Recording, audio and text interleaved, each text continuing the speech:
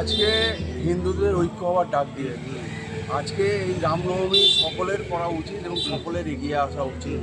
এই ব্যাপারে আমাদের মণ্ডলের সভাপতি রবীন পাল রামনবমী সম্বন্ধে দু একটা কথা বলবেন। আমাদের বার্তা থাকবে, এখানে সমস্ত হিন্দু এক হতে হবে এবং এই রামনবমী আরও বড় করে সমস্ত গ্রামে গ্রামে ছড়িয়ে ফেলতে হবে, যাতে করে প্রত্যেক গ্রামে এই রামনবমীর উৎসব পালিত হয়। এবং যেভাবে শাসক দল এখানে বিশেষ করে এখানকার যে সরকার আছে যেভাবে এই রামনবমীর বিরোধিতা করে, সেই বিরোধিতাকে উপেক্ষা করে আমাদের সমস্ত হিন্দু এক হয়ে আরও বৃহৎ আকারে এই রামনবমী পালন করতে হবে, যাতে করে একটা বার্তা যায় যে কোনো হিন্দুদের ওপর যদি কোনো রকম অত্যাচার হয় সেই অত্যাচারের বদলা যাতে হিন্দু সমাজ নিতে পারে। তার জন্য বিশেষ করে আমাদের এই রামনবমীকে আরও বৃহৎ আকারে পালন করতে হবে। হ্যাঁ, এখন এমন একটা সিচুয়েশান চলছে যেখানে রাম ভক্তরা প্রত্যেক জায়গায় মানে বৃহৎ আকারে একত্রিত হয়ে এই রাম পূজা অনুষ্ঠিত করছে এবং নানা দিকে আপনারা দেখতে পাবেন এখানে অনেক বড় বড় শোভাযাত্রা পার হচ্ছে রামনবমীর। এই একতাটাই আমাদের হিন্দু সমাজে এখনকার দিনে খুব প্রয়োজন।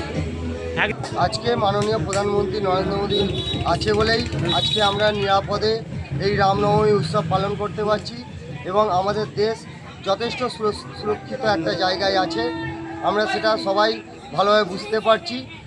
এবং যেখানে দেখছি অন্যান্য দেশ আজকে যুদ্ধ পরিস্থিতি তৈরি হয়েছে অন্যান্য দেশে, সেখানে মানুষ যেভাবে বিচলিত আছে তার তুলনায় আজকে আমাদের ভারতবর্ষ অনেক অনেক ভালো জায়গায় আছে এবং এর জন্য পুরোটাই আমরা ধন্যবাদ জানাই মাননীয় নরেন্দ্র মোদীকে।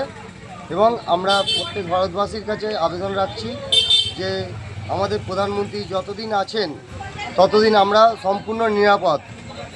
অতএব কোনো দুশ্চিন্তার কিছু বিষয় নয়, হয়তো সাময়িক কিছু সমস্যা আসতে পারে, যার জন্য মাননীয় প্রধানমন্ত্রী এই কথা বলেছেন। এবং এর আগেও এরকম কঠিন পরিস্থিতি এসছে, আমরা সকলেই তার মোকাবিলা করেছি। আপনারা দেখেছেন করোনার সময় ভয়াবহ পরিস্থিতি এসছে, সেই কঠিন পরিস্থিতিও মাননীয় নরেন্দ্র মোদী যেভাবে শক্ত হাতে সেই পরিস্থিতির মোকাবিলা করেছে, দেশবাসীকে কোনো রকম কোনো মানে কি বলবো কোনো ফেলেনি। তাই আমরা আজকে গর্বের সঙ্গে বলতে পারি যে আমরা আমাদের যথেষ্ট সুরক্ষিত জায়গায় আছি। অতএব কারো কোনো ভয় পাওয়ার বিষয় নয়, যে যত কঠিন পরিস্থিতি আসুক না কেন আমরা নিশ্চিন্ত যে আমাদের মাথার উপর মাননীয় নরেন্দ্র দামোদর ভাই মোদী আছেন, অতএব আমরা নিরাপদ। আমার নাম রবীন পাল, আমি দক্ষিণ হাওড়া 3 নম্বর মণ্ডলের সভাপতি।